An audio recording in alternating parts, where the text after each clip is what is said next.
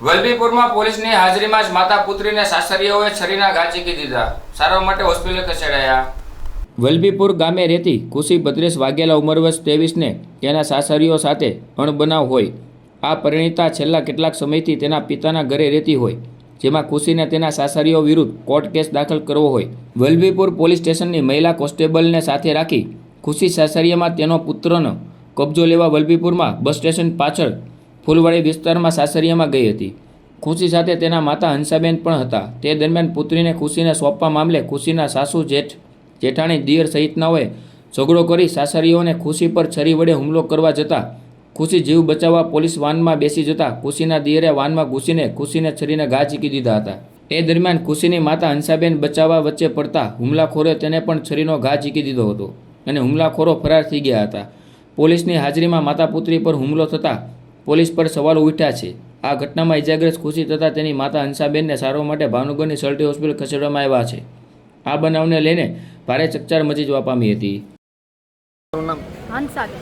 હંસાબેન શું બનાવ બન્યો હતો? બનાવ બનેલો છે કોર્ટમાંથી રિઝલ્ટ આવ્યું કે છોકરી કે મારે લેવી છે કે ખુશીબેન કે તે છોકરીનો ઓર્ડર આવ્યો તો 2 પોલીસવાળી લેડીઝ આવી ને 2 પોલીસવાળા આવ્યા. ના જતા બનાવ બન્યો તે ના જઈને છોકરી હતી તે છોકરીને ઓર્ડર આપ્યો, છોકરી લેવા ગઈ તે છોકરીને ધમાલ થવા મળી. પછી મેં લઈને મોટરમાં ઘાલી દીધી તો એના દેરે પાછળથી આવીને પોલીસવાળાની મોટરમાંથી 3 સરીના ઘા કર્યા. 1 સરીનો ઘા મને કર્યો અને 3 સરીના ઘા એને કર્યા. ગાડીમાં કરી ઘા કરીને ભાગી ગયો અને પોલીસ 2 લેડીઝને એની માયા ને એની પપ્પાએ પકડી રાખ્યું ને આ અમારી માથે ઘા થયો. પકડી કોને રાખ્યા હતા? એને જે છોકરી છે ને એની સાસુએ પકડી રાખી. કોને પકડી રાખ્યા હતા? યા લેડીઝ ને આપણે પોલીસ વાળા લેડીઝ છે ને એને પકડી રાખ્યા ને આને શરીરના ઘા કરી દીધા. ખુશીબેન છે તે એ કેમાં બેઠા હતા ને? મોટરમાં બેઠેલા, પોલીસ વાળાની મોટરમાં બેઠેલા ને ઘા કર્યા. પોલીસની ગાડીમાં જઈને મારો? પોલીસ ગાડીમાં જ માર્યા. બહાર નતા કોઈ. પોલીસની ગાડીમાં આવીને ઘા કર્યો ને મારકૂટ થઈ ગઈ છે. આ મારવા વાળા હતા એ કોણ હતા? એક એનો દેર અને એક એના જેઠ અને એક એના સસરા, 3 જણા અને એક એની સાસુ અને એક બીજા એની જેઠાણી, એ 5 જણા હતા મારવા. હા, ખુશીબેનને મારવામાં? હા, ખુશીબેનને મારવા. કેટલા શરીરના ઘા માર્યા? શરીરના ઘા 3 માર્યા. હા, અને તમને પણ વાગ્યું છે? હા, 3 એના માર્યા ને એક શરીરનો ઘા મને માર્યો હંસાબેન.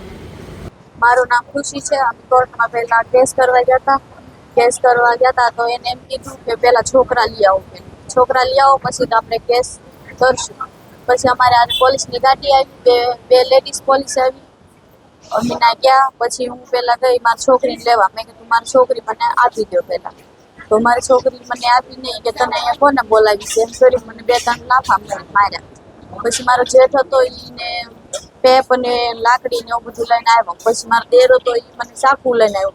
તો ચાકુ ફાડીને પોલીસની ગાડીમાં બેસી ગઈ.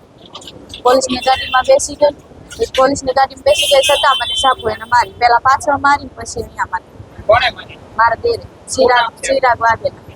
તમે ક્યાં પોલીસની ગાડીમાં બેઠા તો તમને મારી? હા, પોલીસની ગાડીમાં બેઠી હતી. બનાવ ક્યાં બન્યો?